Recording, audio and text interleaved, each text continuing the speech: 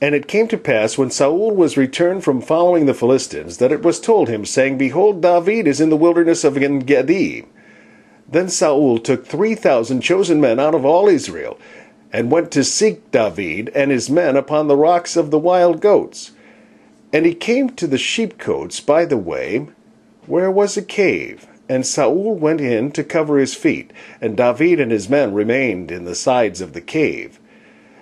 And the men of David said unto him, Behold, the day of which the Lord said unto thee, Behold, I will deliver thine enemy into thine hand, that thou mayest do to him as it shall seem good unto thee. Then David arose and cut off the skirt of Saul's robe privily. And it came to pass afterwards that David's heart smote him, because he had cut off Saul's skirt. And he said unto his men, The Lord forbid that I should do this thing unto my master, the Lord's anointed, to stretch forth mine hand against him, seeing he is the anointed of the Lord. So David stayed his servants with these words, and suffered them not to rise against Saul. But Saul rose up out of the cave, and went on his way. David also arose afterward, and went out of the cave, and cried after Saul, saying, My lord the king! And when Saul looked behind him, David stooped with his face to the earth, and bowed himself. David stooped with his face to the earth, and bowed himself. And David said to Saul, Wherefore hearest thou men's words, saying, Behold, David seeketh thy hurt? Behold, this day thine eyes have seen how that the Lord had delivered thee today into mine hand in the cave, and some bade me kill thee. But mine eye spared thee, and I said, I will not put forth mine hand against my Lord, for he is the Lord's anointed.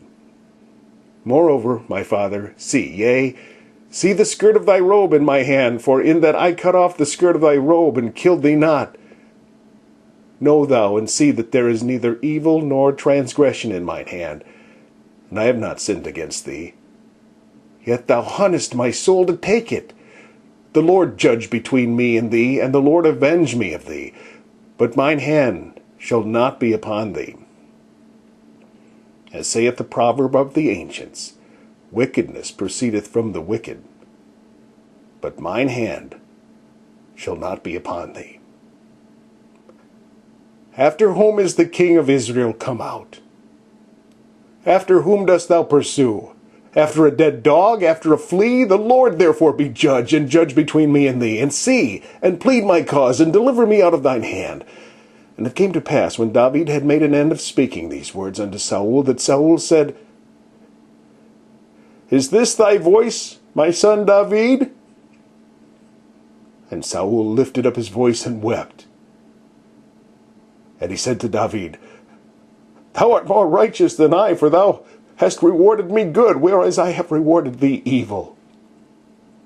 And thou hast showed this day how that thou hast dealt well with me, forasmuch as when the Lord had delivered me into thine hand, thou killest me not. For if a man find his enemy, will he let him go well away? Wherefore the Lord reward thee good, for that thou hast done unto me this day. And now, behold, I know well that thou shalt surely be king, and that the kingdom of Israel shall be established in thine hand. Swear now therefore unto me by the Lord, that thou wilt not cut off my seed after me, and that thou wilt not destroy my name out of my father's house. And David sware unto Saul, and Saul went home. But David and his men gat them up unto the hold.